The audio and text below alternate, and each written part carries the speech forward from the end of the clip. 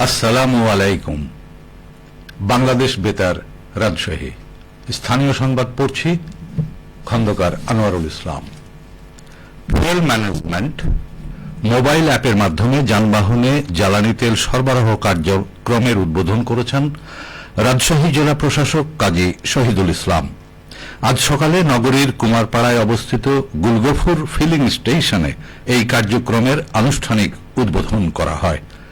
গ্রাহকদের হয়রানি ও জ্বালানি তেলের অবৈধ মজুদ রোধে এমন উদ্যোগ গ্রহণ করেছে প্রশাসন।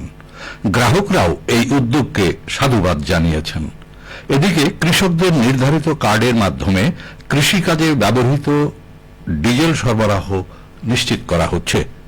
এ নিয়ে এখন শুনুন মহানগর সংবাদদাতা রাজু আহমেদের প্রতিবেদন।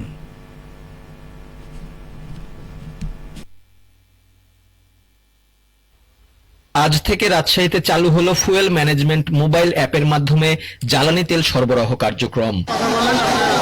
এই অ্যাপের মাধ্যমে রেশনিং পদ্ধতিতে একজন মোটরসাইকেল চালক 5 দিনে একবার 500 টাকার এবং মাইক্রো বা কার 2000 টাকার পেট্রোল বা ডিজেল কিনতে পারবেন।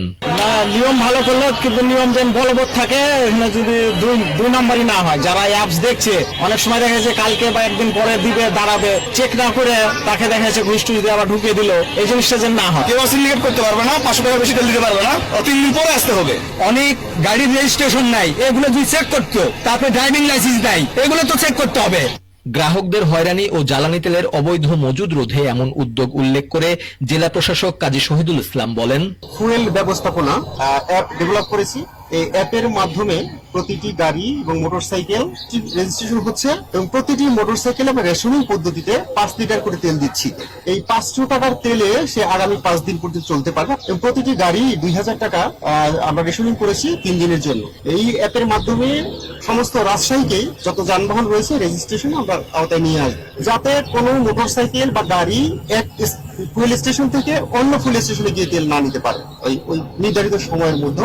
জেলা প্রশাসক আরো জানান, কৃষিকাজে ব্যবহৃত ডিজেলের কোনো সংকট নেই। শেষ কাজের জন্য ডিজেল ব্যবহারিতে আমাদের কোনো সমস্যা নেই। ডিজেলে আমরা কার্ড দিয়ে যাচ্ছি, কৃষি কাজের মধ্যে তারা প্রতিনিয়ত পাচ্ছে, এখানে আমাদের কোনো অভিযোগ নেই। এই অ্যাপের মাধ্যমে ফিলিং স্টেশনের দায়িত্বপ্রাপ্ত পয়েন্টম্যানরা যানবাহনের রেজিস্ট্রেশন নাম্বার স্ক্যান করে জ্বালানি তেল সরবরাহ করবেন।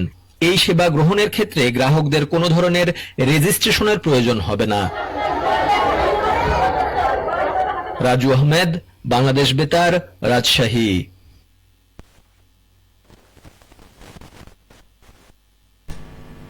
পাবনা জেলা আইন শৃঙ্খলা কমিটির সভা অনুষ্ঠিত হয়েছে।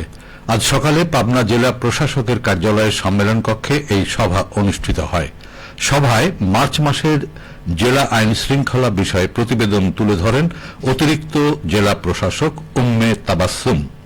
সভায় আইন শৃঙ্খলার বিভিন্ন বিষয় নিয়ে দিক নির্দেশনা দেন জেলা প্রশাসক। তিনি বলেন, বাঙালির প্রাণের উৎসব বৈশাখী উদযাপনে নিরাপত্তা ব্যবস্থা জোরদার করতে হবে, মাদক বিরোধী তৎপরতা বৃদ্ধি করতে হবে। এছাড়াও হাসপাতাল, ক্লিনিকগুলোতে নিরাপত্তা বাড়াতে এবং ভোক্তা অধিদপ্তরের অভিযান আরও জোরদার করতে নির্দেশ দেন তিনি। রাজশাহী বিশ্ববিদ্যালয় অর্থনীতি বিভাগের অ্যালামনাই অ্যাসোসিয়েশনের 5ম দ্বিবার্ষিক সম্মেলন অনুষ্ঠিত হয়েছে। গতকাল কাজী নজরুল ইসলাম মিলনায়তনে এই সম্মেলন উদ্বোধন করেন রাবি উপাচার্য প্রফেসর মোহাম্মদ ফরিদুল ইসলাম।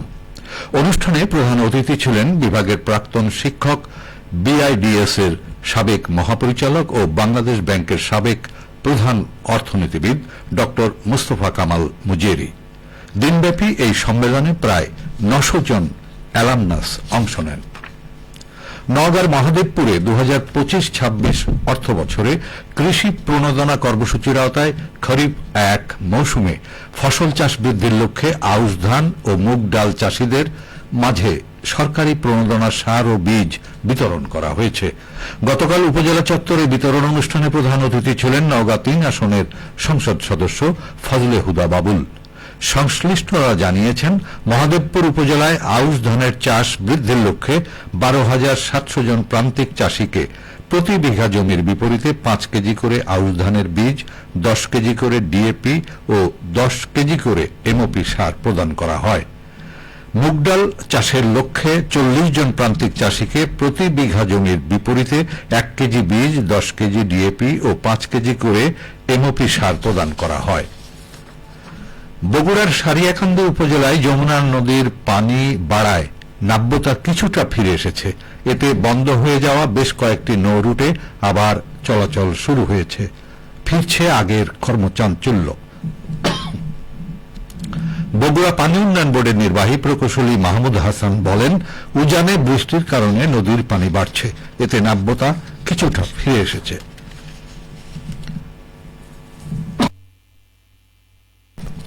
বগুড়া শহরের রাজাবাজার এলাকায় খোলা ও বোতলজাত সয়াবিন তেল বিক্রিতে নানা অনিয়মের অভিযোগে 6টি ব্যবসা প্রতিষ্ঠানকে মোট 35,000 টাকা জরিমানা করেছে ভ্রাম্যমাণ আদালত। গতকাল জাতীয় ভোক্তা অধিকার সংরক্ষণ অধিদপ্তর বগুড়া কার্যালয়ের উদ্যোগে এই অভিযান পরিচালনা করা হয়। অভিযানে নেতৃত্ব দেন সংস্থাটির সহকারী পরিচালক মেহেদী হাসান। সবশেষে আবহাওয়া। আজ দুপুর 12টায় রাজশাহীতে তাপমাত্রা ছিল 35.6 ডিগ্রি সেলসিয়াস। এ সময় বাতাসে আপেক্ষিক আর্দ্রতার পরিমাণ 18%। রাজশাহী ও পার্শ্ববর্তী এলাকায় আজ সূর্যাস্ত সন্ধে 6:26। সংবাদ শেষ হল।